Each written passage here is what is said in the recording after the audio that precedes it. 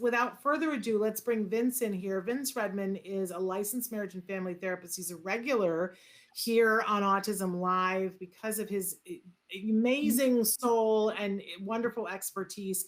Vince was a behavior technician for many, many years, still supervises some kids, but he's also a licensed marriage and family therapist. So he gets it on all kinds of levels.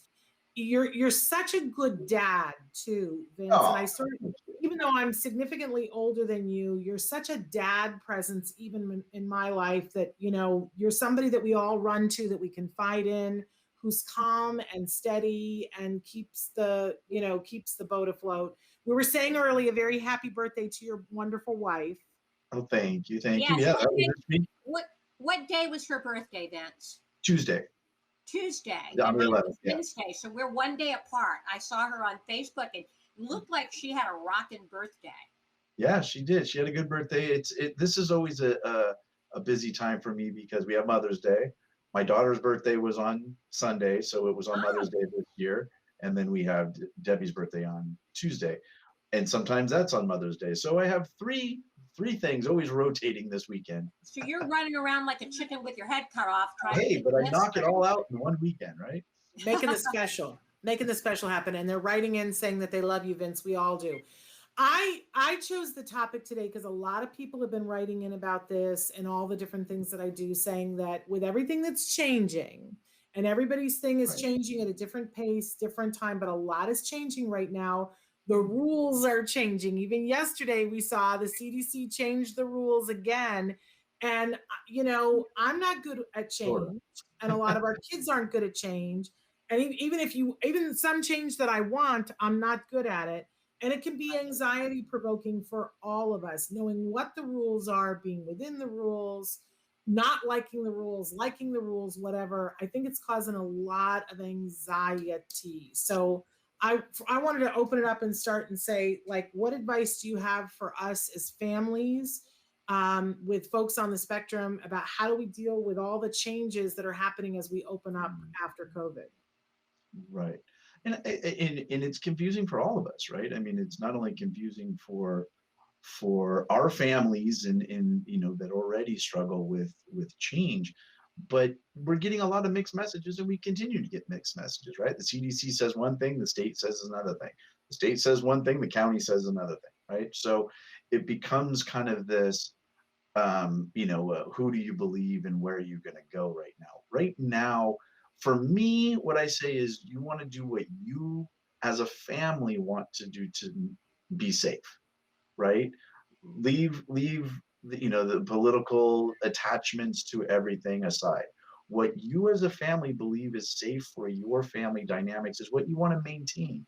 It's what you want to continue to do. If you feel safer wearing masks, doesn't matter if you don't have to anymore. Continue to do it. It lets you guys feel safe and prevents you, from potentially, getting sick. If you feel that you got the vaccines and we're ready to open up and remove the masks, do that. Once it's approved by your state and county, then you can go ahead and do that. But for me, continue to make the decision yours, not somebody else's, right? It's your decision, what makes your family feel safe. And then also what happens when we own that decision, we can plan for it, right? We can start planning ahead when and where we feel secure taking masks on. And we can then start preparing our kids for it. Okay, we're going to go for walks. We don't need masks now. We can take those off on our walks, right? So that it becomes paired together with particular activities. Okay, we're going to a restaurant now. We have to do masks on, right? Even though they might not have to. We don't know. The other thing that gets confusing is that private businesses get to make up their own rules, right? They get to decide if they want them or they don't. Okay, but that doesn't matter. Either way, if you feel that it's okay or you feel safer wearing them, that's the rule that your family is going to follow. Okay, we're going to go to church. Okay, church is a mask on. Okay, or maybe it's a mask off. But any way you feel secure with it, that we should start preparing and start talking, at least the adults start talking, how we want to disseminate that decision down to our kids and then set the plan forward how we want to attach that, right? And then that will slowly fade as the requirements and mandates and restrictions are lifted. Yeah, those are Just great make ideas, Vince. And there's a lot of things that are kind of scary for our kids. Let's face it. Now, when they're going back into places, maybe they have to have a temperature check, and somebody's putting a device on their head, and you Mhm. have to fill out a form. Have you had this or that in the last 24 hours? There are all kinds of things that we've had to take on as families that have been a change, and now suddenly the change is happening again. And I, for one, I don't like change either, Shannon. You know that. And it's better rather than diving into a cold pool to do it gradually, as Vince says. Right, right. And some of the other things you can do if you have not already done it, because I think the temperature check is probably going to be the last line of defense to go away. I think that's something that's going to stay around for a long, long time. Because if you think about it, it's very easy. Boom, it comes up red. You cannot come in, right? I Mhm. mean, it's the only measurable way you can see if someone's sick. Um, so what I've recommended families is to buy one, practice it at home, do it at home, make a game of it. It's very, it's change and it's unusual, but after you play with it at home, then it becomes non-threatening, it becomes safe, it becomes something that if someone else did it, that your child's anxiety goes down. Well, Um, thanks, Vince, because you just made me realize too, because a lot of times I will be having the reaction and go, oh, I'm feeling this or whatever. But what you just reminded me is that everything is an opportunity and that we're trying to work on flexibility with ourselves and we're trying to work on flexibility with our kiddos. And this is just another opportunity to work on that. And that if we're working on flexibility, then and one of the things that we were talking about with Dr. Granpeesheh the other day was learning through observation, yeah, and that's one of the key things that we're trying to teach our kids is to learn by looking at other people and going, okay, the rule here must be blank, right? So that since some places the rules are different, looking for where's the way that we would know what the rule is. Like, is the rule at this church that we have to have our masks on, and then we follow the rule? Because I've heard that even, there are big places, like you said, private businesses. Like I heard yesterday that even though the CDC said you can be without a mask, Disneyland is enforcing masks for everyone at all times. right. And so, when you think about that and you think, okay, well, we need to be able to teach our kids that the rule is not hard and fast. It's here and here and here, but that's life. And if we can teach them that and teach them the rule of here's how we look to see, do we wear a mask here? Do we not? What a beneficial thing for them for life. Right. It's a great way to encourage flexibility. And Vince, I wonder if you could address, it seems like just now that we've gotten comfortable with having Zoom school, online school, now kids are going to go back to school. There might be a lot of anxiety surrounding that for some of our kids, correct? Right. Well, and you figure social anxiety has always been there when we start school, right? When we start school for every child. I remember us, right? When it was a new year and a new teacher and a new class and a new, maybe even campus, and there's that excitement, but also nervousness. That's going to come back now, right? And so we need to prepare for it just like we did back 2 years ago or a year ago, right? Making sure that we start talking about school, we start talking, going back to campus prior to the start of school to get our kids acclimated again. Again, everything you guys were just talking about flexibility training, right? Making it normalized, or sensitizing them to it so that they feel comfortable again. Because we forget. I mean, I'm sure your ladies are the same thing. It's like 2020 didn't exist. Yeah. It's like, I'm like, oh yeah, I did that last year. Wait a minute. No, that would be 2 years ago now because we didn't do anything last year. So with our kids, it's going to be the same thing. We have to remember it's been 2 years since they've been on a campus. We have to go back to those strategies so they get used to it again, because it's going to be something that's going to be anxiety producing for everyone. Yeah. Yeah. Do you find that it's weird, Vince, that it's not the same story for everyone? Like you and I share a dear friend who, you know, my son is getting ready to graduate from high school in just a couple of weeks, and her son is getting ready to graduate. So we tend to, like, you know, it's all the same, right? Except Right. that then she talks and I realize she's living in a different part of the world than I am, where the rules are completely different. That we were talking last night about how, you know, we just found out that we're going to get to have an actual in-person graduation, but we're not going to be able to invite very many people, and it's got to be outdoors and so on and so forth. And she was talking about the fact that her son, that their whole class gets to go to Disney World this next week, in between the last class and graduation, because that's how and they had homecoming and they had their prom. And, you know, my son hasn't seen anybody for over, you know, well over a year.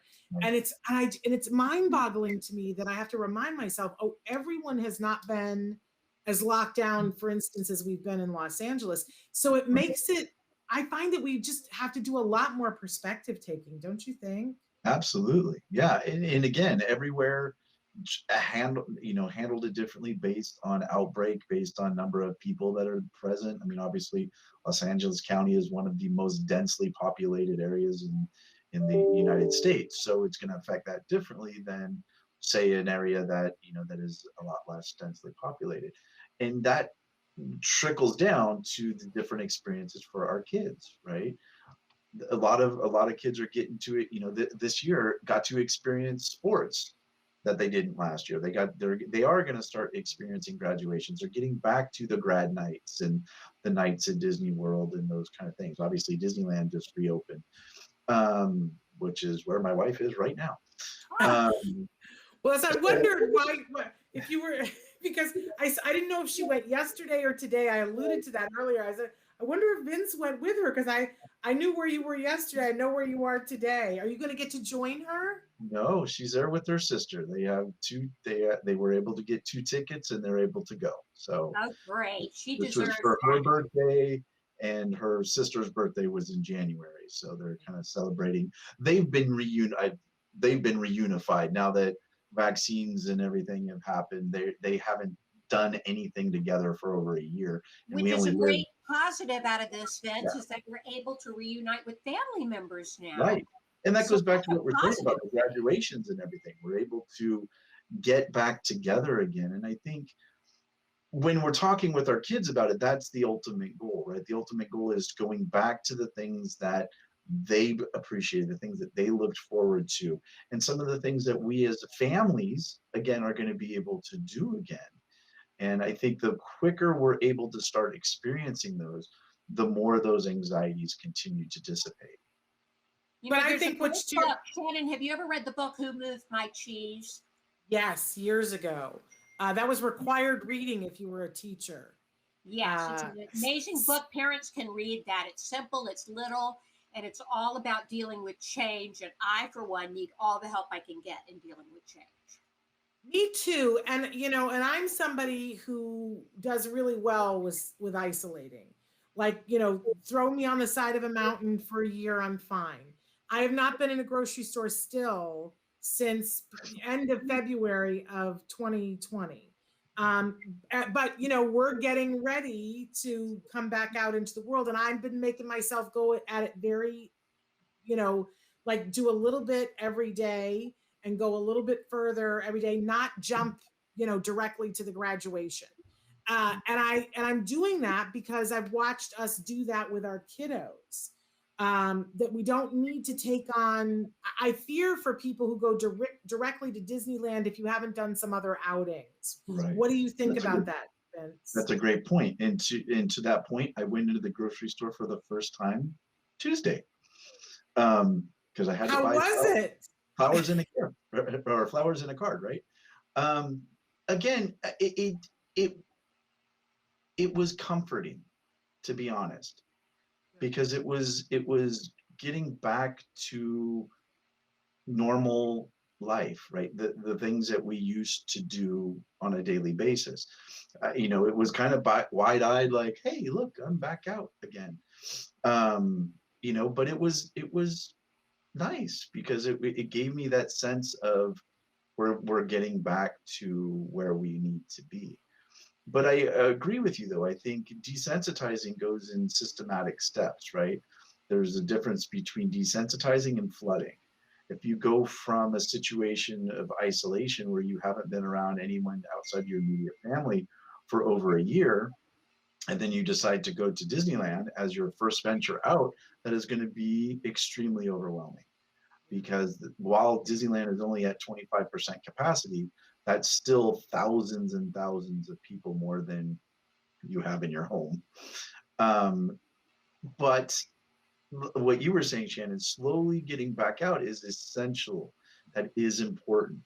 It's important to start going out, start going on walks, start going to put some, public places where you feel safe, and start working that back up again, so that you're able to then start interacting back in your community, back in your social network, as it becomes more available. And that will continue to reduce our anxiety, but also keep us feeling safe at the same time. Now, Lisa has written in and said, my son will not wear a mask for any length of time, and we all had COVID. And I'm wondering, Lisa, if you can tell us, do you have an ABA program? Because this has been a topic that we've been talking about for over a year, that I can remember a year ago, Vince, that there were so many people writing in and saying, this just isn't going to happen. Like, my kid is never going to wear a mask. I'm not even going to try because it's never going to happen. And we had a lot of specialists on the show at the time talking about teaching mask wearing. There's nothing quite the same as having somebody there to work on it in person, right, who's an expert. But I can tell you guys that even the most hardcore cases where people said it's not going to happen, those kids are now wearing masks like champs. Yeah. Right. Shannon, Wyatt had an issue, and we worked with his ABA team on that issue, desensitizing him to the mask, and he became great at it, and took a lot of comfort in finding different masks that he could wear at different days of the week, that kind of thing. We made it into that's great. Flexible thing. Yeah, exactly. And that was one of the pivots that we obviously had to envelop or, absorb when the pandemic started, is we made that into a day, a self-grooming lesson. Just like we would with shoe tying or dressing or, teeth brushing. And because it was a necessity, we made lessons for it so that we would slowly be able to teach them in incremental steps how to wear it, and how that it was safe, and how it was okay. And, especially when the mask started coming out being adjustable, and then we could adjust it so it fit nicely. It wasn't too tight. It wasn't too, suffocating. And over time, then we would continue to then now use it out in different situations. But if you're doing this on your own and you don't have a team of ABA therapists, then I can see it being something that is difficult, and a lot more difficult to do, because our time is limited, right? However, I think it's something that could be done if there's a specific amount of time spent every day working on just that need and that behavior and that skill, we can still get the same result. And I appreciate, she says, I have to pick my battles, because we all have to pick our battles. And at this point in time, with the new CDC guidelines, and the fact that you mentioned that you have all already had COVID, it may not be the thing that you really want to pick the battle for right now. But I got to say that even with the new CDC guidelines, there are a lot of people, myself included, who are like, I don't think I'm letting go of the mask anytime soon. Because for me to have gone an entire year with not a single cold, not a single flu, I sort of, and Christina says that her son now likes the feel of the mask because it's pressure on his face. I think that there's going to be a big contingent of people who are going to say, I'm still wearing the mask. And I'm hoping that the rest of the world is going to be accepting of that and not judgmental about that, because I think the one thing we should all be clear about is that it's certainly not one size fits all, and it also isn't one size even fits most. Right. Exactly. And like I said in the beginning, it's what makes you feel safe. And it's what you need to do for your circumstance. Because, like you said, everyone's different. You can't tell if someone has a compromised immune system. You can't tell that Exactly. from the way they Yeah. look, right? Exactly. You can't tell them. You can't understand that someone who's not wearing a mask. To Lisa's point, you don't know that this is a behavioral struggle. That this is something that they just had COVID or they have the antibody. We don't know this, so I think the word to everyone is focus on what makes you safe, focus on Right. what makes you feel comfortable, and less on what others are feeling. Right. Be I just hate flexible it. and understanding. To be understanding and to be kind. We're all going to have to be Absolutely, flexible. absolutely. I just hate it when our kids, who I have a dog in the room who's having a nightmare. I apologize. Uh, Cheese, you're okay. That's why he's yipping.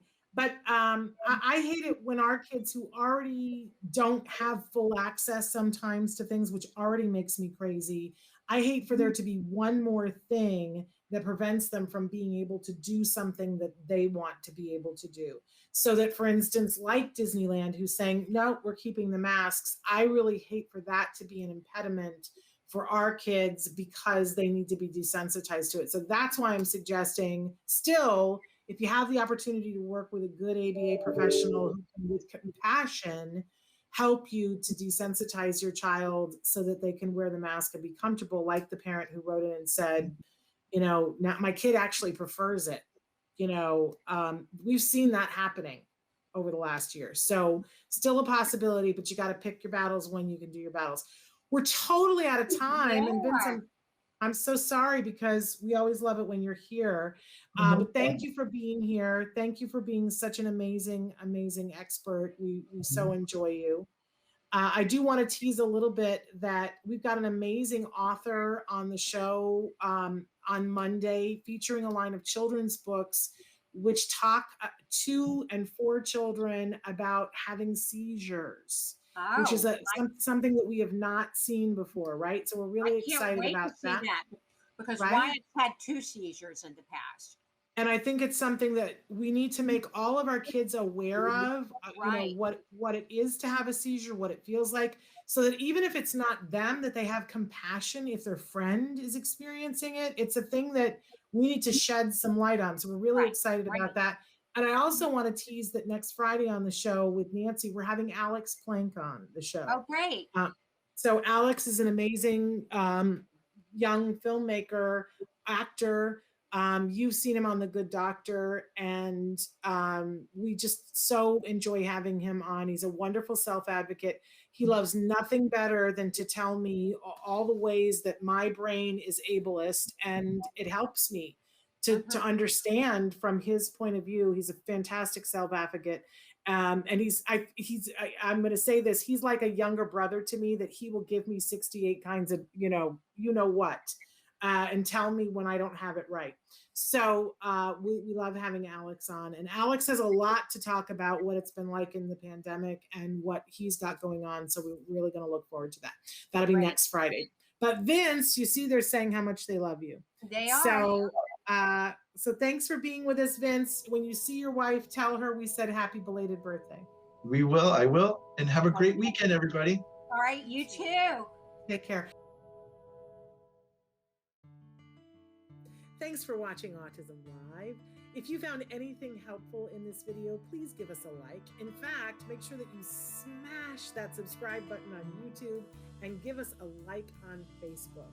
You can also follow us on Twitter and Instagram for important updates. And please download our free podcast wherever you get your podcasts. See you next time. Until then, give your kiddos a hug from me and one for you too. Bye-bye for now.